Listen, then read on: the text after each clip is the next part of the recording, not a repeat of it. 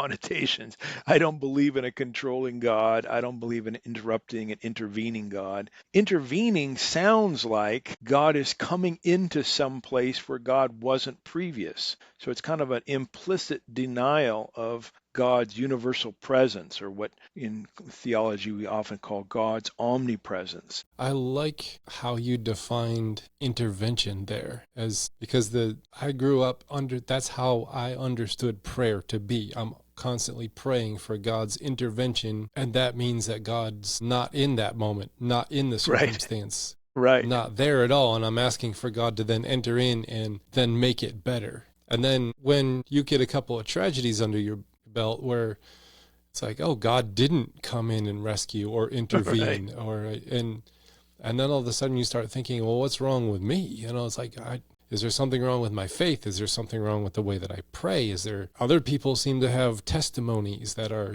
they're brought up front, and I prayed and God cured me of cancer. I prayed and God rescued my loved one. And then you're kind of sitting there and it's like, well, how come that doesn't happen for me?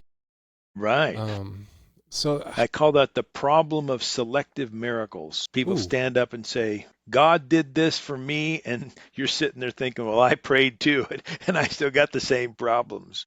yeah, And actually, there's another facet of those testimonies that I think is really misleading. And that is oftentimes, let's take a healing miracle, for instance. People will stand up and give a testimony, and their testimony will go something like this: I went to the doctor. The doctor tried to fix X problem in me. They couldn't, but God did it. And by that, they usually mean that God alone brought about the cure, the miracle, the positive thing. So it's that God was out there, intervened over here, and alone brought about some positive result. Well, if you got that view of divine action, then you've got the problem of selective miracles and lots of other problems of evil, because you're wondering, well, why doesn't this God come here and single handedly fix this problem also? mm-hmm. Yeah, I selective miracles, that is it. And you're constantly begging the universe for one of those selective miracles.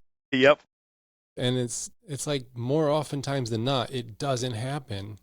And then you get real disenchanted with prayer and you're like, gosh, it doesn't even work. What's this even for? Yeah, And because people give you reasons why it didn't work. You got sin in your life, hidden sin, mm, or it's mm-hmm. not a part of God's plan, or you're somehow not good enough, or whatever. Yeah, there's all kinds of excuses people give that in the end I think undermine trust in a loving God.